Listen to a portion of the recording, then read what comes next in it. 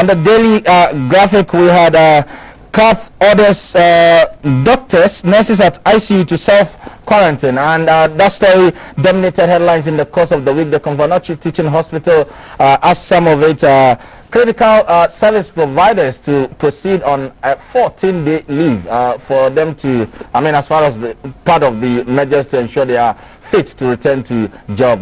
Self-quarantine, it has been those that have registered with their cards to use it for the EC registration exercise, the voter registration exercise, and also in the course of the week later on the show. And remember, so let me quickly introduce my panelists to you so that we'll begin with the discussion. Dr. Justice Yangson, he's the issues that dominated headlines. Pointers that I'm trying to finish I don't know, closer to 13,000 cases of COVID-19, although the recovery rate is also impressive. The fatality rate is not that high compared to what's happening in the region. What do you have in protocol, the wearing of the nose mask are concerned? It is a little bit frightening. It is a little frightening. Small numbers. Now, at the time that the president asked that these restrictions are reduced or relaxed, the number is surging up. So we should be alarmed by this. Well, don't you think this has the concerns raised about the rising? Don't you think that's why the government had to relax the restrictions? Yes, government relaxed the restrictions based on what you are saying, and we were told that it is based on science and data, right? But you see, you can't hide facts. You can't hide it. If we are doing very well in the countries that are doing very well, the number is going down as they relax the restrictions. In our case, we've relaxed restrictions and the number is getting up and up and up. As at this morning, you just read it.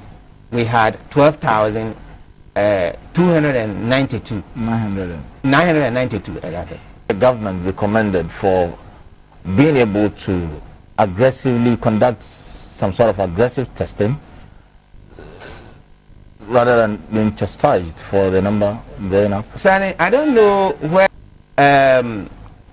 people moving about all over the country. I have watched the airwaves are being tested, freely. When you look at what is happening outside Ghana, you see the test that is going on there, and you can say, yes, these people that we get from government that we all go by.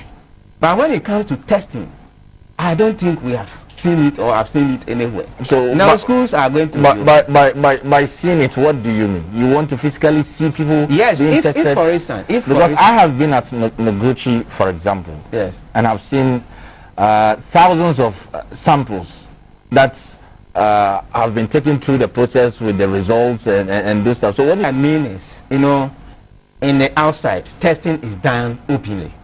You understand? What you are referring to is what is happening at Noguchi.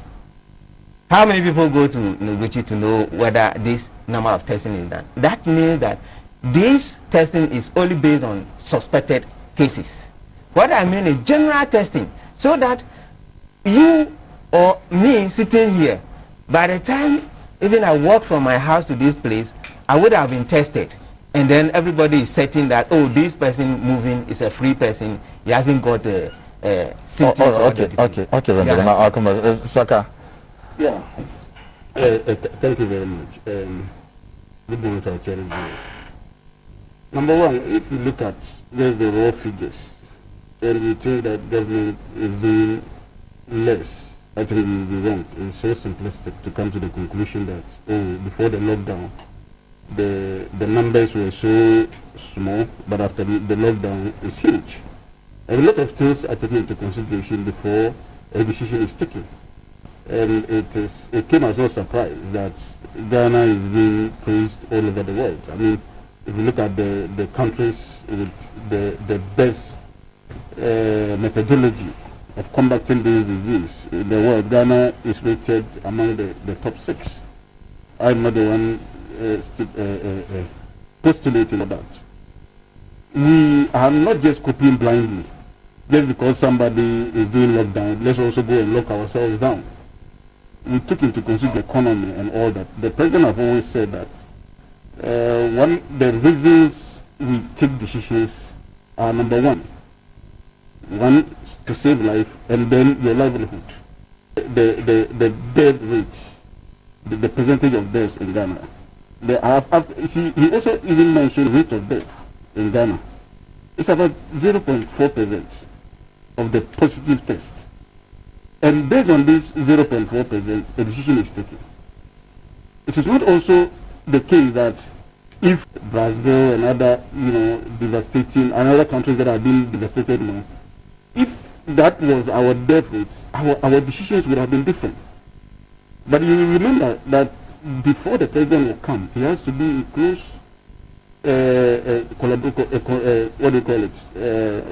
consultation with the scientists. And you remember even our scientists told us that they have sequenced the genome of the virus in Ghana. And to that extent, it means that they have now made a certain breakthrough in knowing exactly how the virus behaves. And they know our environment. They know what we can do in order for us to survive without necessarily burdening ourselves. That is the reason why they ask us that we should maintain the various protocols that have been brought. But I'm saying that if you look at our situation, we know that this virus is something that has come to stay. At least even if it will go, it will spend some time before going. There is no quick fix solution to the problem. We have to use our own way. And after studying everything and coming to that conclusion that we can do with the virus, we can live with the virus. And in that case, it means that we can do our normal businesses without having to contract the virus until such time that there will be a breakthrough. And that is the reason why the president decided that we will do what we call the gradual easing of the protocols. The president did not just come and say that, it was not a whimsical decision. He did not just come and say that, now you can go and do whatever you want. Even as of now, there has been legislation to ensure that everybody who doesn't wear a mask face a penalty. To ensure that people who do not obey some of the protocols, pay for some of those things. That brings me to a question. If you look at, there seems to be to curb the spread of the virus. Yes. And if we will adopt the best of policies, measures that governments will take from its side, then the populace will not adhere to the measures that have been put in. In for laws, you bring laws that people will also break the laws. That is the reason why when you formulate a law, you don't just formulate and go away. You anticipate that people will break it, and then you make provision for penalty for the breakers of the law, the consequence of their actions. So it is not surprising some people are flouting it, but when they are caught flouting it, there's a penal measure, there's a penalty, a hefty one, to be given to such people, and it is deterrent enough. So for me, that's the reason why every law that we have in this country, if you are unable, if you fail, or you refuse to obey those laws, you face the consequence of it. But I'm saying all these things because when they were asked why their numbers were low, they said that they were not testing. And if you look at the whole world, and even Africa per capita, in terms of testing, we are number one. We have tested over 300,000.